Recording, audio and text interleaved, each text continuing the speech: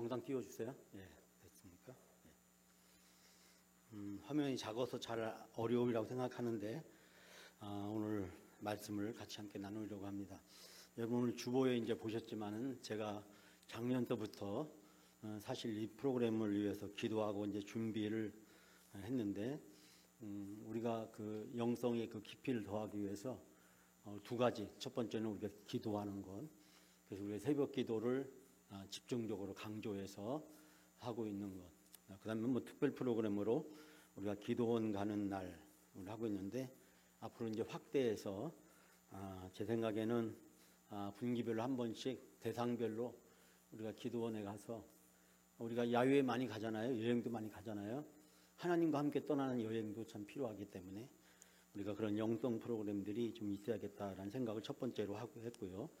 그러니까 기도가 첫 번째 이제 프로그램, 두 번째가 바로 성경 말씀에 대한 프로그램입니다. 사실은 제가 오래전부터 관심을 가지고 연구하고 개발하고 있는 것이 이제 원 메시지 바이블이라고 하는 프로그램을 제가 이제 시작을 벌써 한 10년 전부터 개발을 시작을 했는데 사실 이번에 이제 우리 영광교회에 맞게끔 적용시켜서 이 원 메시지 바이블, 즉 성경 바이블 대학을 하려고 그렇게 생각을 하고 있습니다. 그래서 우리 영광교회에 맞춰야 되기 때문에 제가 수요 저녁 예배 하겠다는 얘기를 우리 장로님들한테 여러 차례 말씀드렸고 여러분들한테도 말씀드렸는데 수요 저녁 예배 오시는 분들하고 이 성경 공부를 하려고 했더니 제가 보기에 이 성경 공부는 두 가지가 반드시 전제가 돼요. 첫 번째는 성경 공부는 본인이 쓰는 것이 있어야 됩니다.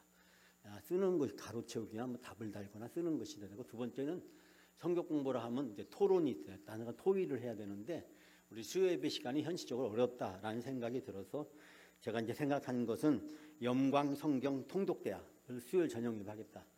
지금하고 이제 달라지는 것은 없고 제가 하는 찬송가를 두세 곡 했는데 앞으로 한 곡만 하고 그래서 이제 성경을 이제 창세기 하면 4대 사건, 창조 타락, 노아의 홍수, 방, 그 다음에 바벨 이렇게 되어 있지 않습니까? 1장부터 11장까지 그 부분을 제가 여러분에게 설교를 해드리고, 그리고 이제 수요일 지난 목요일서부터 그 다음 주 화요일까지, 수요일까지 여러분들이 창세기 1장부터 11장까지를 읽어 오시면 되는 겁니다. 아주 쉬운 거죠.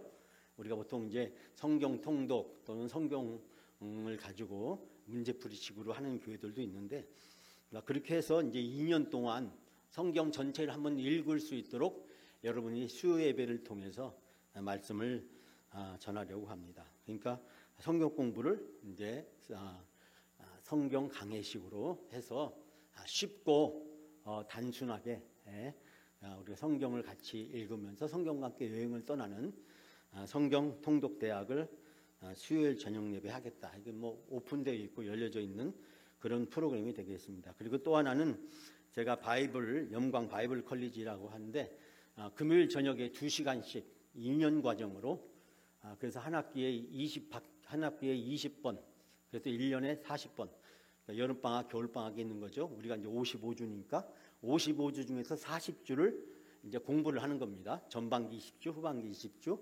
그래서 4학기, 그래서 80 과목, 80 강의가 되겠죠. 80번 이 강의를 통해서 창세기부터 요한계시록까지 이제 공부를 하는데 신학교 수준은 아니지만 신학교에서 배우는 신학적인 내용은 다 빼버리고 성경 내용에 집중해서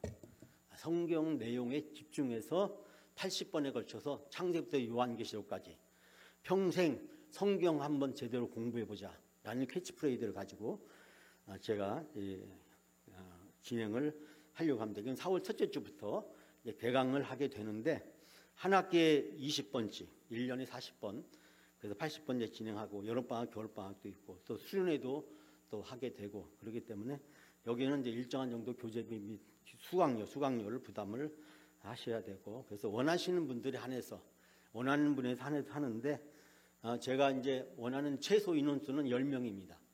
10명 이하가 되면 폐강을 하도록 하겠습니다. 10명이 넘어야 되기 때문에 10명 정도 자원하는 사람을 가지고 제가 누구한테도 권면하지 않겠습니다. 여러분이 자발적으로 원하시는 분들은 금요일날 이렇게 하시고, 다른 교회 이제 금요일 저녁에 금요 철야, 금요 심야 기도를 하잖아요.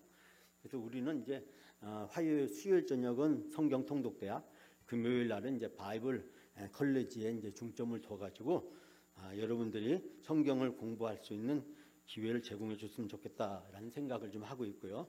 지금 여러분 보시면 제가 제 책상 위에 있습니다. 이 도표 제가 지금 수정하고 있는데 이 성경 전체를 볼 수 있도록 만든 바이블 맵, 바이블 지도, 바이블 차트라고 하는 프로그램입니다. 제 방에 오시면 제가 보여드릴 수 있는데 이거 말고 미국의 기독교 역사 바이블 맵이 있습니다. 맵이 있는데 한 몇 미터가 될까요? 한 20m 될까요? 아주 큰 지도가 있어요. 이렇게 병풍처럼 돼 있는. 미국에 다녀오신 어느 목사님께서 이거 총장님한테 필요하겠다 싶은 생각이 들어서 사왔다고. 그래서 이 미국의 모든 기독교 역사의 내용을 한 장으로 이렇게 그 도로 만들어 놓은 저 프랭카드 한 2배 정도 되는 길이가 되는 것 같아요. 그 정도로 돼 있는 게 있습니다. 그래서 저는 성경 전체를 창세기부터 요한계시록까지 쉽게 볼 수 있도록, 그래서 이 창세기부터 이제 요한계시록까지 이 한 장에 성경 전체를 관통할 수 있는 바이블 맵을 우리 영광교회 교인들에게 다 선물로 드리려고 생각을 하고 있습니다. 오늘 제가 이제 드리고 싶은 말씀은 성경이 우리 신앙에 있어서 어떤 역할을 하게 되는가라는 말씀을 제가 여러분에게 드리려고 합니다. 우리에게 가장 큰 영향을 끼치는 것이 무엇일까요? 그러면 누구나 다 부인할 수 없는 사실은 하나님의 말씀이라고 그렇게 얘기할 것입니다. 하나님의 말씀이 진리의 기준이고 표준이고 우리의 지침이기도 합니다. 성경이 없다면 기독교는 존재할 수 없었을 것이다 라고 그렇게 많은 성서학자들은 그렇게 이야기를 합니다. 성경만큼 전 인류에 많은 사람이 읽혀진 책이 없고, 성경만큼 많은 사랑을 받는 책도 없고, 발행된 책도 없고, 많은 언어로 번역된 책도 없습니다. 저도 성경은 이제 여러 권 성경책 가지고인데 제가 가장 소중하게 생각하는 성경책은 바로 1940년도 초에 발간된 성경책입니다. 제가 그 성경책을 사실 발견한 것은 어느 아파트를 지나다가 화단에 책들이 몇 권 이렇게 쓰레기로 나와 있는 책이 있었는데 제가 지나가다 보니까 유난히 성경책 한 권이 눈에 띄었습니다. 그래서 제가 오래된 성경책 곳에서 성경책을 집을 봤더니 일제 시대 때, 일본 시대 때 발행된 성경책이었습니다. 거기에 이제 누구라고 이름도 써 있고 성경 여러 군데 이제 이렇게 표시가 되어 있는 걸 봤는데 참 그 성경 너무너무 기뻤어요. 1940년대에 발간된 성경책이니까. 근데 또 제가 그 성경책을 수시로 가끔 펴보면서 마음 아픈 생각이 들었습니다. 부모님이 남길 수 있는 영적 좋은 유산인 성경책을 왜 버렸을까? 왜 아파트 그 폐지 버리는 데다가 그 성경책을 버렸을까? 그걸 보면서 참 마음이 아팠어요. 그 성경책 제가 가지고 있습니다. 나중에 박물관에다 내가 기증해야겠다는 생각을 하고 있는데 1940년대 초에 나온 성경책이니까 우리가 지금 읽는 언어체하고 많이 다르죠. 40년대 나왔다는 얘기는 1930년대에 쓰던 언어라는 거예요. 30년대에 우리 한국 사람들이 쓰던 언어가 이제 성경은 보통 편찬돼 번역하는 시간이 걸리니까 그 성경책을 보면서 제가 많은 생각을 하게 됩니다. 우리 인생에 가장 큰 영향을 끼친 한 권의 책을 꼽는다면 우리는 바로 이 성경책을 꼽을 수 있습니다. 언젠가 제가 여러분에게 재미있게 그런 얘기를 했죠. 이 책의 이름이 뭐냐고. 그랬더니 많은 분들이 글쎄요, 여러 가지 이름을 얘기했습니다. 그러나 여러분, 이 책의 원래 이름은 성경 전서입니다. 이 책의 원래 이름은 우리는 그걸 줄여서 뭐라고 그래요? 성경, 성서, 성전이라고 부르는 겁니다. 다 똑같은 말이에요. 어떤 분은 성경이라고 불러야지 성서라고 부르면 거룩성을 훼손하는 거다라고 말씀하는 분이 있는데 그건 지나친 문자 자의적 해석에 불과한 거예요. 성경 전서가 원래 이 책의 이름이에요. 왜 그럴까요? 여러 권의 책이 있다는 거죠. 몇 권의 책이 있어요? 우리가 알다시피 66권이 있는 거죠. 그래서 66권의 책이 하나로 묶여져 있기 때문에 전서라고 불려지는 거죠. 근데 그 전서의 내용은 어떤 내용이에요? 바로 성경이라는. 그래서 이 성경 전서를 줄여서 성서, 성전, 성경이라고 부른다. 그러니까 여러 권의 이 책을 가지고 있다. 그러니까 66권의 이 책을 가지고 있기 때문에 많은 분이 생각하기를 성경은 어렵다, 성경은 복잡하다, 성경은 이해하기가 난해하다, 라는 이야기를 많이 합니다. 사실 제가 이제 신학교에서 학생들을 가르치다 보니까 학생들도 문제가 뭐냐면 7년 동안 학부 4년, 신대원 3년 하면 7년을 공부하거든요. 7년을 공부하는 학생들, 이제 우리 사무엘 전사가 이제 7년째 지금 공부를 하고 있어요. 7년째 공부를 하고 있는데 제가 신대원 3학년 주로 이제 2학년 때 설교학, 3학년 때 예배학을 가르치고 설교 실제, 예배 실제를 마지막 3학년 2학기 때까지 수업을 하게 되는데, 사실 저는 이제 필수 과목을 4과목을 가지고 있기 때문에 신대원에서 가장 강력한 영향력을 가진 졸업의 생사 박탈권을 쥐고 있는 마지막 교수가 제 자신인데, 물론 저는 뭐 졸업을 안 시킨 학생은 없습니다. 저는 부족한 학생들도 다 하나님이 책임지시겠지 하고 학점을 줘서 저는 다 졸업을 시키는데요. 자, 그런데 이 7년을 공부했는데 성경을 설명해 보세요 라고 이야기하면 당황해 합니다. 당황해. 근데 제가 다시 묻습니다. 7년 동안 성경을 배웠는데 성경을 왜 설명을 못하느냐? 주일학교 언제부터 신앙생활 했냐? 모태신앙이에요. 교회학교, 청소년. 그러면 적어도 몇십 년 동안 성경을 읽고 성경에서 공부했는데 성경을 내 앞에서 5분 안에 설명해 봐라 라고 하면 설명을 잘 하질 못해요. 제가 이제 그걸 보면서 상당히 가슴 아픈 생각이 들었어요. 왜? 목회자는, 교회학교 교사는, 구역장은, 적어도 항정제 직분자는 누군가가 성경이 어떤 책이에요 라고 물으면 우리는 성경에 대해서 설명해 줄 수 있어야 돼요. 근데 우리가 성경을 설명할 때 하나님 말씀이에요. 그리고요 하면은 더 이상 말을 못하면은 성경을 제대로 안다고 얘기할 수가 없죠. 그때 우리는 성경을 다른 사람들에게 설명할 수 있어야 됩니다. 누구를 위해서요? 나를 위해서. 그리고 나의 영적인 사역을 위해서.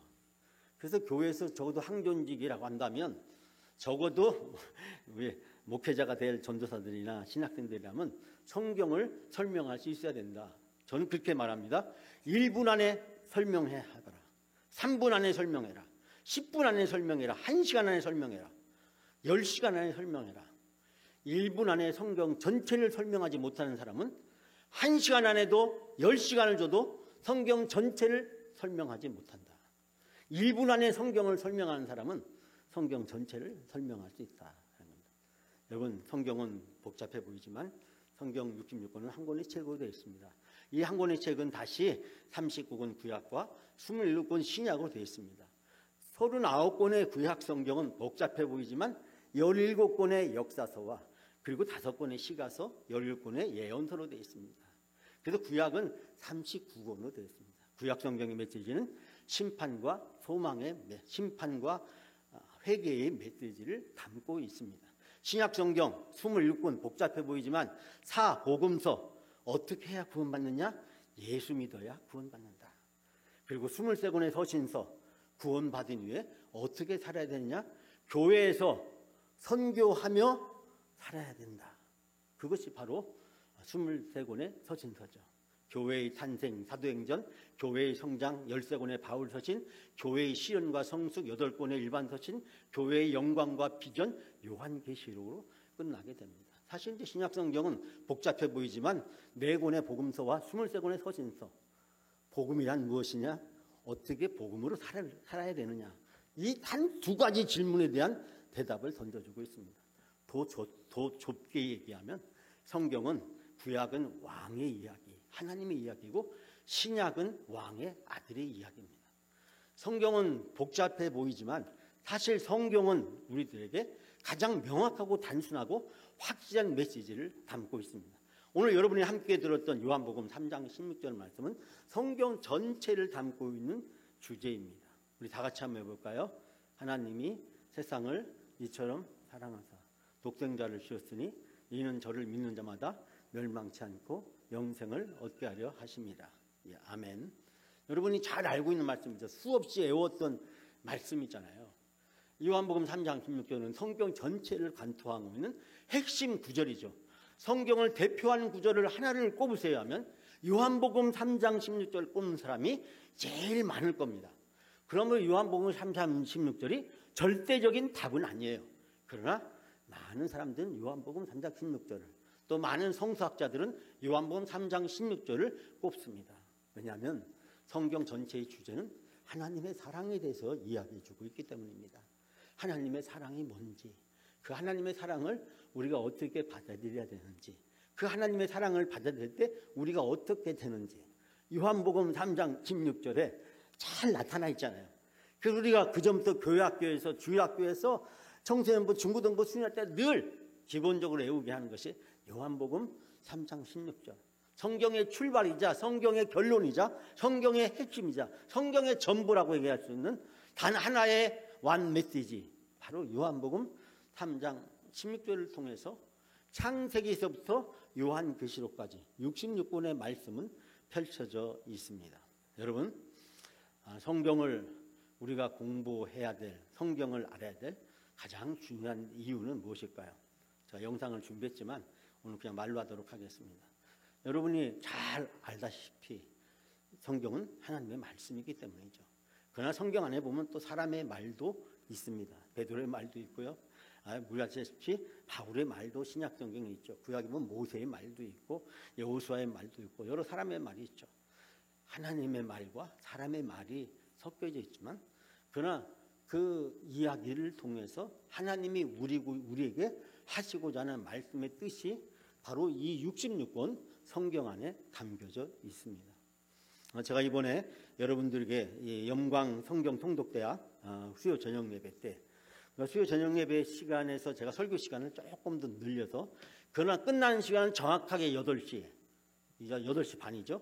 7시 반, 8시 반 똑같이 지금과 같이 하되, 제가 핵심을 중심으로 해서 창세기부터 요한계시록까지를 매 수요일마다 제가 한 35분 정도, 35분, 길으면 40분 정도씩을 설명하랍니다. 그러니까 지금 우리가 하고 있던 특송이라든지 대표기도, 찬양을 제가 하는 그 세 곡을 한 곡으로만 줄이는 걸 제외하고는 똑같이 수요 예배를 해가면서, 이번 주 수요일 날은 제가 조금 더 오늘보다 심화된 내용으로 성경을 좀 더 여러분에게 설명을 해드리려고 하고, 이제 다음 주부터 이제 창세기에서부터 시작해서 설명을 하려고 합니다. 저는 완메시지 바이블이라고 하는, 제가 성경 연구를 하면서 성경은 복잡하지만 성경은 단순하고 명확하다. 그래서 저는 성경을 누구나 다 설명할 수 있어야 된다라고 생각을 하고 있습니다. 그래서 여러분들에게 성경을 자꾸 설명할 수 있도록 그렇게 도와드리려고 합니다. 사실 저는 이제 운전하고 다닐 때, 혼자 운전하고 다닐 때 졸리거나 아니면 성경 운전하고 다닐 때 제가 꼭 하는 게 있습니다. 그것은 뭐냐면 성경을 창세기부터 요한계시록까지 제가 성경을 나름대로 암송을 하면서 성경을 설명하는 것들을 합니다. 그 설명을 한참 하고 있다 보면 저도 모르는 사이에 성경에 깊숙한 곳에 제가 들어와 있는 것을 발견하고, 그리고 시간이 지루하지 않고 참으로 행복하다라는 생각을 하게 됩니다. 제가 수없이 반복하다 보니까 성경에 대해서 어느 자리에 가거나 어떤 시간이 주어지거나 누구에게나 성경을 설명할 수 있는 그런 나름대로의 노하우와 방법을 제가 알게 되었습니다. 여러분, 성경은 하나님의 말씀이라고 우리가 이야기합니다. 하나님의 말씀이라고 이야기하는 것은 하나님의 뜻이 이 성경책에 담겨져 있기 때문입니다. 하나님의 뜻이 성경책에 담겨 있다는 말을 조금 어려운 말로 계시라고 부릅니다. 계시. 여러분이 들어보셨을까요? 이 계시라고 하는 말은 히브리어로, 헬라 말로 아포칼리시스라는 뜻을 가지고 있는데, 이 말의 뜻은 뭐냐면 감추어져 있던 것이 열어서 보여졌다라는 뜻을 가지고 있습니다. 즉 성경 속에 나타나는 하나님의 계시는 무엇입니까? 그것은 바로 인류 구원을 향한 하나님의 구원의 계획과 그 구원의 계획을 담고 있는 하나님의 사랑을 우리에게 가르쳐주고 있습니다. 그렇기 때문에 모든 성경을 읽는 사람은 하나님이 어떤 분인지 알게 되고, 또 예수님이 어떠한 분인지 알게 되고, 또 성령님이 어떤 분인지를 발견하게 됩니다. 그리고 그 하나님과의 만남, 예수님과의 만남을 통해서 결국 하나님이 계획을 알게 되고, 그 하나님의 계획은 죄인인 우리들이 죄사함을 받고 구원을 받아서 하나님의 자녀가 되는 것이라는 사실을 발견하게 됩니다. 죄 가운데 있던 우리가 예수 그리스도를 통해서 하나님의 자녀가 되고, 예수 그리스도를 통해서 하나님의 자녀가 된 우리들이 변화를 받아서 이제 하나님이 원하시고 뜻하시는 삶을 살아가게 된다라는 사실입니다. 즉 성경과 일반 책의 차이는 무엇일까요? 일반 책은 정보를 줍니다. 지식을 줍니다. 물론 그 책에도 감동을 받을 수 있습니다. 그러나 책을 읽으면서 은혜를 받지 않습니다. 여러분, 성경을 읽어서 은혜를 받는다는 것과 책을 읽어서 감동을 받는다는 것의 차이가 무엇일까요? 우리가 드라마를 보고 또 영화를 보거나 소설책을 읽거나 할 때 우리가 감동을 받을 때가 있어요. 그때는 어떤 때일까요? 아휴, 이것도 내 얘기를 하고 있어. 네? 여러분이 책을 읽는다, TV에서 드라마를 본다, 영화를 본다, 소설을 읽는다. 그런데 여러분이 거기에서 공통적으로 감동을 받았다.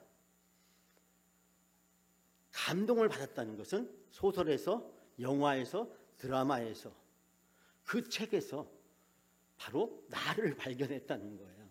그 책에 나오는 주인공이 누구라는 거예요? 나라고 느껴질 때, 그때 우리는 감동을 받습니다. 그 감동 때문에 우리는 눈물을 흘리죠. 눈물을 흘려. 그런데 여러분, 영화를 보고 감동을 받고, 소설을 읽고 감동을 받고, TV 드라마를 보고 감동은 받을 수 있지만, 눈물을 흘릴 수 있지만 우리의 인생이 변하지는 않습니다. 우리의 인생이 달라지지는 않아요. 전 드라마 보고 인생이 바뀌었다라는 분을 본 적이 없어요. 제가 한때 작가가 되려고 했기 때문에 제가 시를 많이 읽고 소설을 많이 읽었습니다. 소설을 읽고 많이, 청소년 시절에 저희 둘째 누님이 결혼을 했는데 이 부산의 그 국제시장에서 우리 둘째 명이 뭘 했냐면 책방을 서점을 하셨어요. 그 초등학교 4학년 때 우리 둘째 누님이 결혼을 했는데 서점 하시는 분하고 결혼을 하게 된 거예요. 그래서 그 매형이 책을 저한테 보내주셨어요. 책을 여러 가지를 많이 보내주셨어요. 제가 중학생 되자 한국 단편문학, 세계 단편문학 전집, 그 다음에 그 외에 여러 가지 책들을 저한테 보내주셨어요. 안타깝게도 제가 이제 고등학교를 졸업하고 대학에 갈 때쯤 돼가지고 그 매형이 더 이상 서점이 잘 안 돼서 교복점으로 바꾸셨어요. 예? 바꿔서 세상 이제 책을 못 받게 됐지만 중요한 것은 제가 중고등학교 때 그 매형 때문에 많은 책을 읽게 되었다는 거예요. 저한테 많은 영향을 끼쳤어요. 그 수없이 많은 책들이 제가 읽었지만, 정보가 늘고 지식이 늘었지만, 그리고 제가 그 책에서 많은 감동을 받았지만 제 인생이 바뀌지는 않았습니다. 가장 저에게 읽지 않은 책은 로버트 프로스트의 잃어버린 시간을 찾아서라는 책이었습니다. 그 책은 좀 난해하고 복잡하기도 하지만 어쨌든 간에 그 책을 제가 읽고 또 읽으면서, 잃어버린 시간, 제가 뭐 중고등학생이었는데 그때 뭐 잃어버린 시간이 뭐가 있겠어요? 뭐 인생을 험하게 사는 것도 아니고 복잡하게 사는 것도 아니고 뭐 부모님 밑에서 그냥 평범하게 자랐던 제가 잃어버린 시간이 뭐가 있겠어요? 그런데 그 어떤 책보다, 어떤 소설이나 어떤 그보다도 저에게 그 책이 큰 은혜를, 감동을 많이 주었던 기억을 지금도 잃어버릴 수가 없습니다. 이 책을 많은 사람이 읽지만, 드라마를 보지만, 영화를 보지만 지식을 얻게 되고 정보를 얻게 되고 교양과 상식을 또 얻게 되고 다양한 경험들을 쌓게 되지만, 심지어는 감동을 받아서 눈물까지 흘리게 되지만 인생이 변하지 않는다는 거예요. 그런데요, 성경은요, 감동을 뛰어넘어서 은혜를 준다는 겁니다.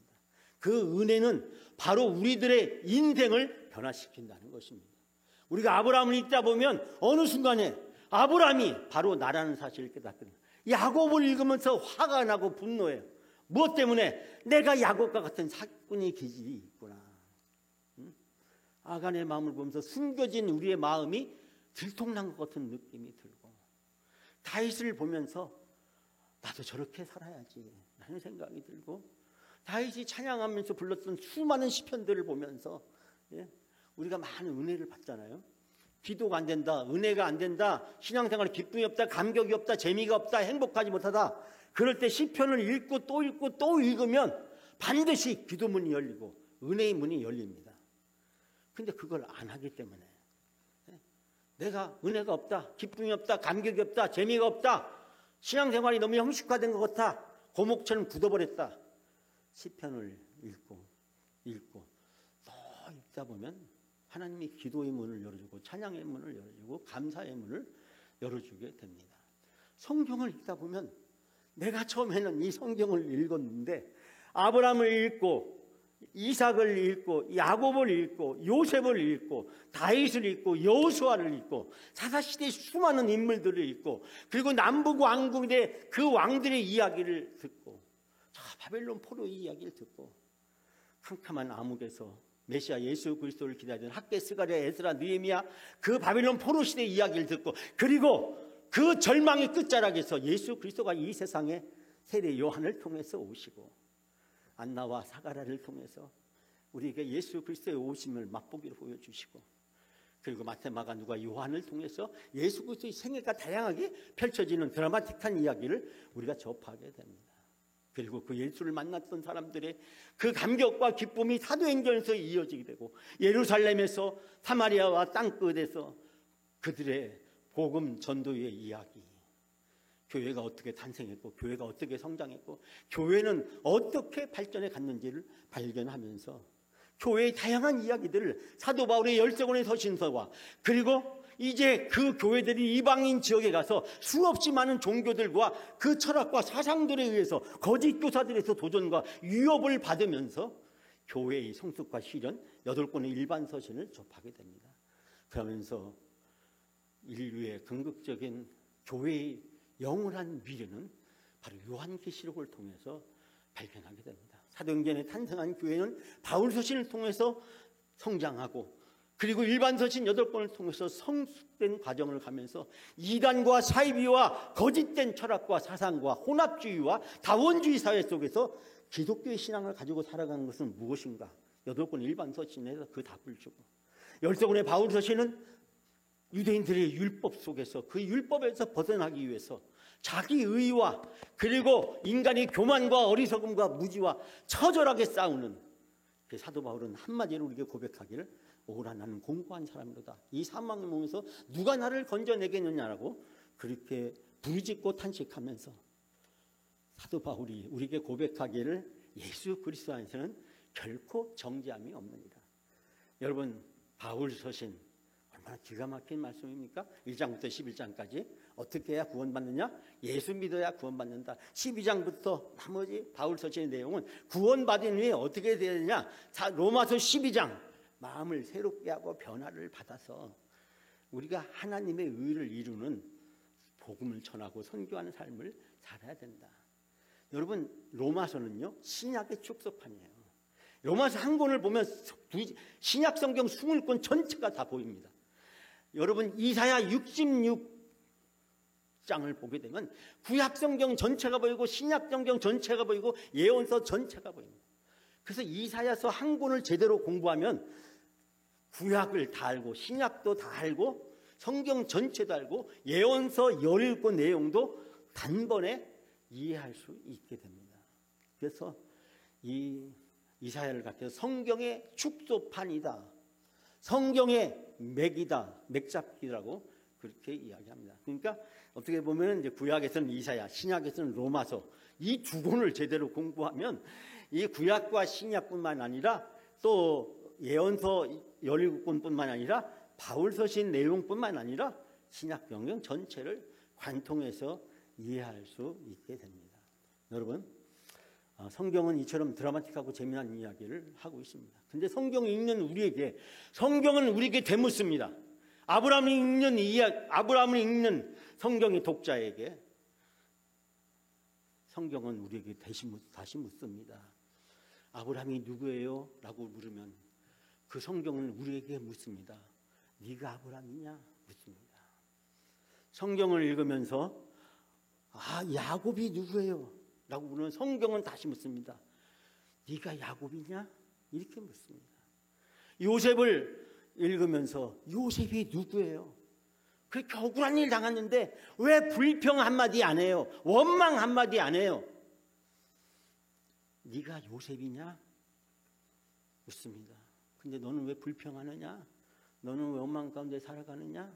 너는 왜 감사가 없느냐? 너는 왜 찬양이 없느냐? 우리에게 되묻습니다. 성경은, 그리고 이 성경 속에 등장한 수많은 사건과 인물들은 우리에게 끊임없이 질문을 던집니다. 성경을 읽는다는 것은 단순히 아브라함을 읽는 것이 아닙니다.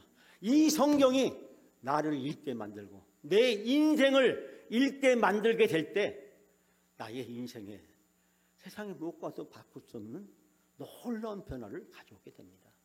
책은 우리를 변화시키지 못하지만 그러나 성경 말씀은 우리를 변화시킵니다. 책은 감동을 끝나지만 성경은 은혜를 줍니다. 책은 우리를 구원하지 못하지만 하나님의 말씀인 성경은 우리를 구원합니다. 그렇기 때문에 이 성경은 우리를 천국으로 인도하는 영적 내비게이션인 것입니다. 하나님 말씀 없이 하나님의 뜻을 알 수 없고 하나님의 뜻을 알 수 없는데 하나님 뜻대로 살 수가 없는 것입니다. 오늘날 현대인들이 신앙생활의 감격과 기쁨을 잃고 능력을 잃은 가장 중요한 이유는 영적 갈급함을 못 느끼기 때문에. 왜요? 죄 때문에. 세속화에 물들었기 때문에. 세상에 찌들어졌기 때문에. 우리는 영적 갈급함을 못 느껴요.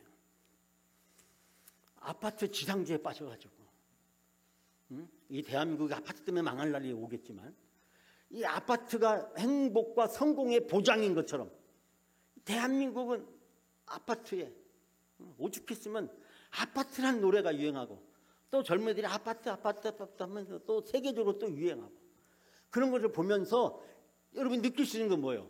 아니 대한민국에 나는 어떤 나라길래 저렇게 아파트에 열광하는 거야. 에? 그런 생각 안 해보셨어요? 에? 한번 좀 생각해 보세요. 왜 대한민국 사람들은 저렇게 아파트에 열광할까? 왜 아파트에 저렇게 미칠까?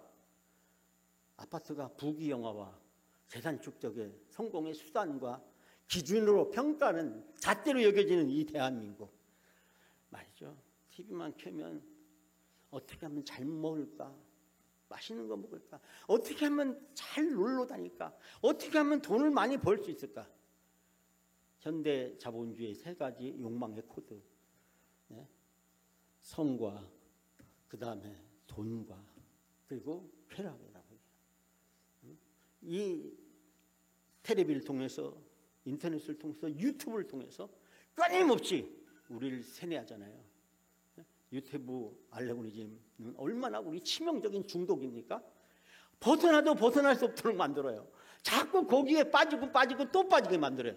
마치 사막에서 모래개미가 타는 그 함정에 빠지듯이 우리를 영원히 헤어나지 못하게 합니다. 한마디로 우리로 하여금 영 갈급함, 목마름을 더 심하게 느끼게. 유튜브를 많이 보면 볼수록, 텔레비를 많이 보면 볼수록, 인터넷을 많이 하면 할수록 이 세상의 풍속을 휩싸이면 휩싸일수록 우리로 하여금 이 목마름을 더 갈급하게 느끼게 하고 세상의 욕망 속에서 벗어나지 못하게 만듭니다. 그래서 우리는 영적 목마름, 영적 갈급함이 없어요. 왜냐하면 세상의 목마름이 너무 크기 때문에 그 세상의 목마름을 조절하거나 통제하거나 줄이지 않으면 다른 방법이 없습니다. 유튜브 보는 시간, 인터넷 하는 시간, 텔레비전 보는 시간을 뭘로 해요? 하나님의 말씀으로 대치를 해야 돼요. 유튜브를 보지 말라는 얘기가 아니라, 텔레비를 없애라는 얘기가 아니라, 드라마를 보지 말라는 얘기가 아니라 하나님 말씀과 균형 잡힌 시간을 우리에게 필요하다라고 하는 것입니다. 그래서 저는 여러분들에게 앞으로 2년 동안 여러분 인생의 마지막 기회를 드리려고 합니다. 성경을 한번 제대로 공부해 볼 수 있는 시간. 신학대학교 수준 정도로 공부를 하지만 그러나 어렵지 않게 이해할 수 있도록, 그리고 이 모든 것이 우리의 영적 성장에 유익할 수 있도록 지식을 전달하는 데서 그치는 것이 아니라 그 지식과 정보를 뛰어넘어서 말씀이 내 안에 오셔서 나를 읽고 나를 읽은 그 말씀이 내 삶을 변화시키고 나의 진정한 영적 갈급함을 채워주고 나의 영적 풍성함을 누릴 수 있도록 해주는 것. 궁극적인 목적은 바로 십자가 예수 그리스도의 천국의 공동 상속자로서 소망을 가지고 살아갈 수 있도록 인도해 주신 우리를 천국으로, 영생으로, 영적 목마름을 채워주고 풍성함으로 인도하는 내비게이션, 지침서를 바로 이 성경이 돼야 된다라고 생각을 하면서 수요 예배를 통해서 2년 동안 성경 전체를 쉽고 재미있게 한번 볼 수 있는 시간을, 그러면서 성경을 함께 읽어가는 그런 시간을 가지려고 합니다. 그리고 좀 더 깊게, 거의 대학 수준 정도는 아니지만 어쨌든 성경 말씀을 그 자체로 깊이 있게 창세기부터 요한계시록까지 공부할 수 있는 기회를 여러분에게 드리려고 합니다. 저는 그런 생각을 많이 해봅니다. 가끔 신학교에 있으면 은퇴하시는 분이 신학교에 오십니다. 충남대학 교수도 오시고 한남대학 교수분도 오시고 은행장 하시던 분도 오십니다. 제가 물어봅니다. 아니 그 나이에 55세, 제일 빠른 분은 은행장 지점장도 55세, 어떤 분은 이제 대학 교수님이신데 62세, 63세에 오셨어요. 네? 아니 그 나이에 왜 오려고 하세요? 신학교에서 뭘 하려고 하세요? 네? 그랬더니 그분이 하신 말씀이에요. 지금까지 나를 위해서 살았는데, 은행장 했던 분이 얘기입니다. 지금까지 나를 위해 살았고 밥 먹기 위해 살았고 가족을 위해 살았습니다. 이제 내가 나머지 생애를 좀 하나님 말씀을 좀 깊게 좀 배워서 하나님을 위해서 살고 싶어요.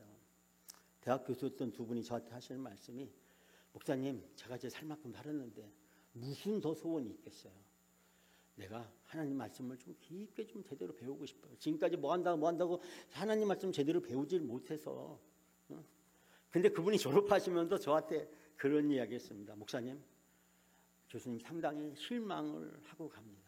왜요? 그랬더니 나는 하나님의 말씀을 좀 제대로 깊이 있게 배우고 싶었는데 신학교 왔더니 온갖 신학사상만 가르치지 정작 하나님 말씀을 배운 시간이 너무 없어서, 하나님 말씀을 배운 시간이 너무 없어서 로마서를 이야기하고 또 구약에 있는 말씀을 이야기하면서 정작 말씀은 없고 사람 이야기만 가득 차 있고, 그래서 제가 신학교 와서 졸업을 하고 가는데요, 내가 원하는 건 이게 아니었고 성경을 좀 제대로, 성경을 좀 깊이 있게, 내 인생의 마지막에 한번 하나님의 말씀, 수십 년 동안 우리 어머니 모태신앙이었던 내가 어머니 뱃속부터 수업 성경 말씀을 썼는데 저게 무슨 뜻인지, 저걸 뭘 말하는 건지 알 수가 없었던 그 말씀을 좀 이해하고 깨닫고 싶어서 왔는데, 제대로 성경을 가르쳐주는 게 아니라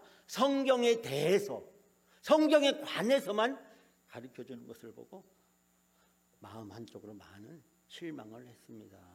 그런 이야기를 제가 들었던 기억을 잊지 않고 있습니다. 여러분, 어차피 시간은 흘러갑니다. 성경을 읽어도 시간이 가고 성경을 안 읽어도 시간이 갑니다. 성경을 공부해도 시간은 가고 성경 공부를 안 해도 시간은 갑니다. 어차피 가는 시간이라고 한다면 우리가 2년 동안 한번 도전해 볼 필요가 있지 않겠어요?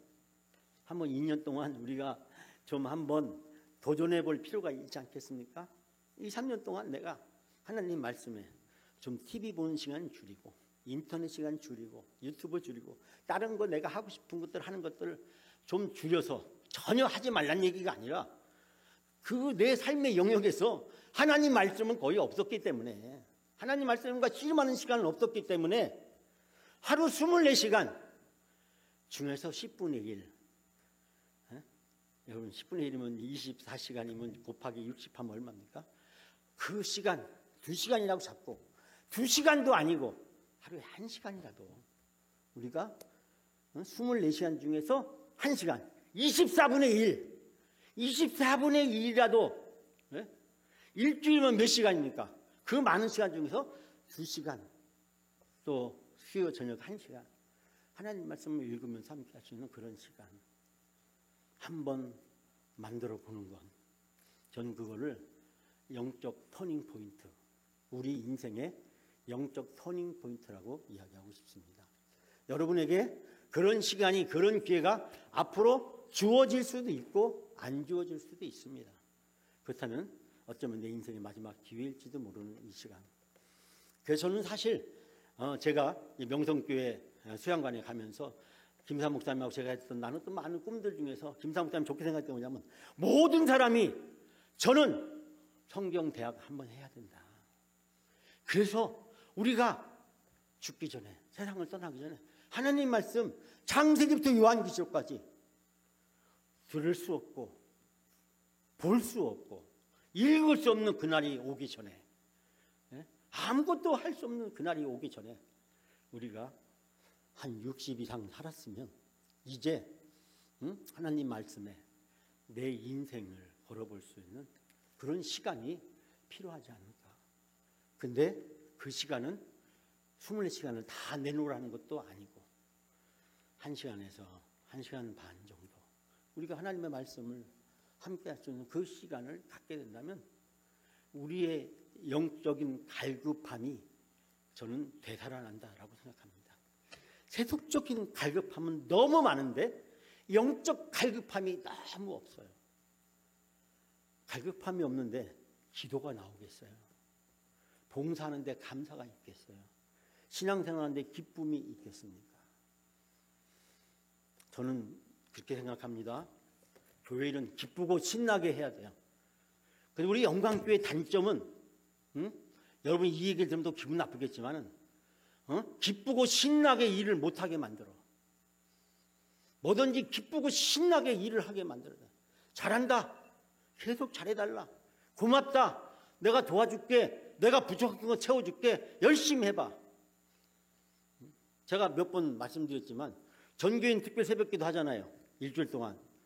그러면 적어도 금요일 날 되면 목사님, 아이고 한 주 동안 고생하셨습니다.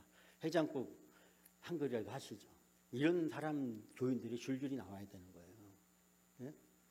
근데 제가 3년 동안 있으면서 그런 말 한 사람을 5명도 안 돼. 5번도 안 돼. 그런 거잖아요. 예? 여러분이 집에서 여러분 자녀들이, 여러분 회사에서 직장에서 같은 동료나 밑에 사람들이 열심히 할 때 잘한다. 열심히 해. 내가 도와줄게. 걱정하지 마. 이렇게 해야지. 너 왜 그렇게 해? 그것밖에 못해? 이렇게 하면 더 잘할 수 있는데 그거 고쳐. 누가 그 말을 듣고 고치고 싶고 누가 그 말을 듣고 잘하고 싶겠어요?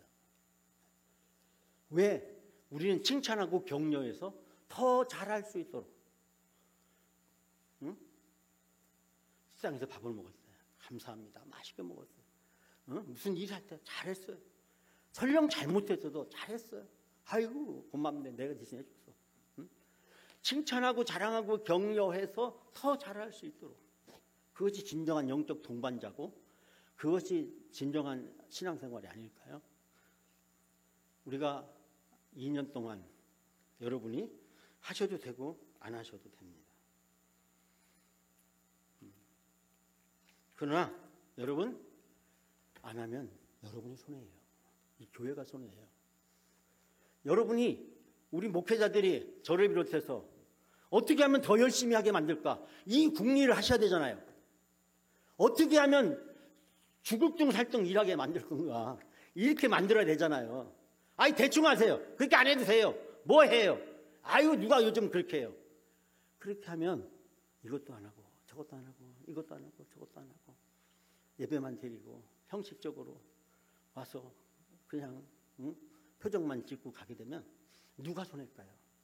영광교회가 손해고 여러분 자신이 손해고 여러분의 뒤를 이어서 영광교회 신앙생활을 해나갈 다음 세대들이 있을런지 없을런지도 모르겠지만 그들에게 미칠 수 있는 영적 유산은 무엇이 될 수 있을까요? 제가 아쉬운 마음에 그런 이야기를 드립니다. 서로 열심히 할 수 있는 분위기, 최선을 다할 수 있는 그런 분위기, 전심전력해서 일을 해나갈 수 있는 그런 분위기. 목사가 뭐만 하면 목사가 왜 그런 거 하냐고 하고 왜 그런 거 관여하냐고 하고 그딴 식으로 말하면 어떤 목사가 일을 하고 싶겠어요? 어떤 목사가 전심전력을 다하고 최선을 다해서 할 수 있겠어요? 여러분 집에서 자녀들한테 너 왜 그런 식으로 하니? 왜 공부를 그 정도밖에 못해? 바보는 이렇게밖에 못해? 너 하는 짓이 왜 그래? 사사건건 구박하면 그 자녀가 부모로서 받는 스트레스와 압박감 때문에 그 자녀는 성장에서도 결혼 생활도 제대로 못하고 사회생활 제대로 못하고 직장생활 제대로 못하고 어디에 가서나 늘 엄마 앞에서 구박받던 생각이 나서 그 아이가 정상적으로 원만하게 성장해 가리라고 기대할 수는 없습니다. 공동체 문화를 어떻게 만들어 가는 것, 그것은 여기 있는 우리 항전직 성도님께 달려 있잖아요. 영광교회가 신나는 교회, 재미있는 교회, 행복한 교회, 교인수가 작고 헌금이 작고 뭐 이런 게 중요한 게 아니잖아요. 예?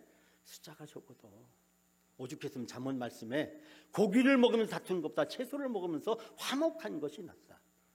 작은 채소 하나라도 나눠 먹더라도 신나고 재미있게 서로 칭찬하고 격려하면서 신앙생활할 수 있는 그런 영적 공동체, 하나님의 말씀이 우리를 이끌어가고 하나님의 말씀이 우리 인생의 내비게이션이 될 수 있는 그런 공동체, 그것이 하나님의 뜻이 아닐까라는 생각을 해보게 됩니다. 제가 오랫동안 연구하고 있었던 이 프로그램을 우리 영광교회에 맞게끔 제가 이번에 2년 동안 말씀의 사역을 진행하려고 합니다. 여러분이 반응하시고 참여해 주시면 함께하고, 여러분이 참여하지 않고 반응 안 하시면 그 프로그램은 없어지게 됩니다. 수요 예배도 이제 우리 가정교회 성경 읽기와 같이 맞물려서 가게 될 겁니다. 수요 예배는 2년 동안 가게 될 겁니다. 그러나 바이블 컬리지는 헌신이 필요합니다. 결단이 필요합니다. 네? 우리가 많은 걸 하지만 그러나 하나님 말씀 한번 제대로 볼 수 있는, 제가 이런 계획을요 지난번에 성서신학원 교수 세미나 가서 쭉 얘기를 했습니다. 성경을 다. 그랬더니 어떤 목사님은 너무 좋다. 그랬더니 옆에 있는 다른 목사님이 왜 그렇게 힘들게 살려고 하냐 인생을. 저보고 왜 이렇게 힘들게 인생을 살려고 하냐. 그냥 남들 하는 만큼만 하지. 목사님 나이도 있는데. 저보다 10살 어린 후배 목사님이. 아유 선배님 왜 이렇게 힘들게 살려고 하세요. 이제 목사님 목회하시면 얼마나 한다고. 그냥 목사님 재밌게 행복하게 그냥 하고 말지. 교인들이 하든지 말든지 그냥 웃으시고 그냥 재밌게 설교만 하고 그냥 끝내시면 되지. 왜 이렇게 뭘 하려고 하세요. 뭐 특별수밖에도 막 그렇게 하시고 막 그러다가 상처받고 힘들고 쓰러지면 어떡하시려고요. 네?